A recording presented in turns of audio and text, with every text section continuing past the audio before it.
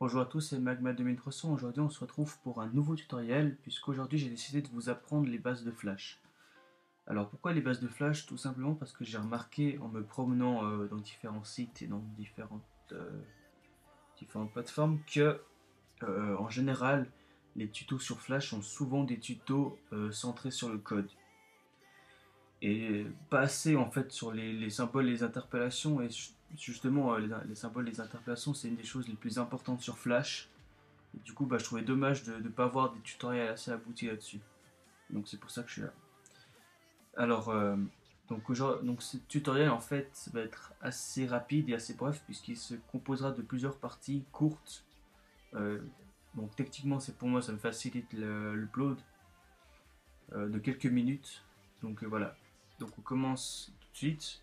Alors je vous ai pas forcément présenté, il n'y a pas besoin. L'interface de base, en général, on utilise l'AccentScript 3. Là, vous voyez qu'on a des formations, c'est les différents tutos qu'on a. Ici, c'est les différents codes qu'on peut utiliser. Là, ils ont des modèles qui sont déjà faits. Et là, euh, différents fichiers que j'ai déjà fait. Donc, on commence avec la script 3. On arrive de base sur cette scène blanche. On a les deux panneaux les plus importants de Flash que je vous montre tout de suite. Le panneau bibliothèque et le panneau propriété. Le panneau propriété, comme indiqué son nom, c'est les propriétés de ce qui se trouvera sur la scène. Donc, quoi que je fasse, vous voyez que par exemple, si maintenant je sélectionne euh, voilà, mon, mon fichier, vous voyez que ici on a tous les propriétés. Donc, il y a vraiment tout. Il y a le contour, il y a la taille. euh, on verra ça plus tard, mais voilà, enfin, il y a pas mal de choses. Je ne vais pas tous les énumérer.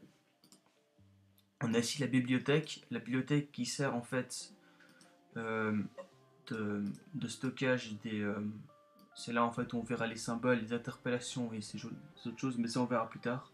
Qui est aussi un panneau hyper important. On a le panneau couleur et nuancier, c'est un peu moins important, mais il faut surtout retenir la propriété à bibliothèque, à toujours avoir avec nous. Et bien sûr le scénario, donc ici on a la timeline avec les différents emplacements, on va dire ça comme ça.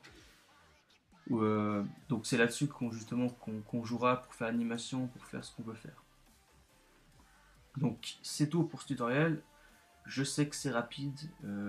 On verra ça plus en détail dans un prochain tuto. Donc merci d'avoir regardé cette vidéo et on se retrouve très prochainement pour un prochain tuto. Ciao.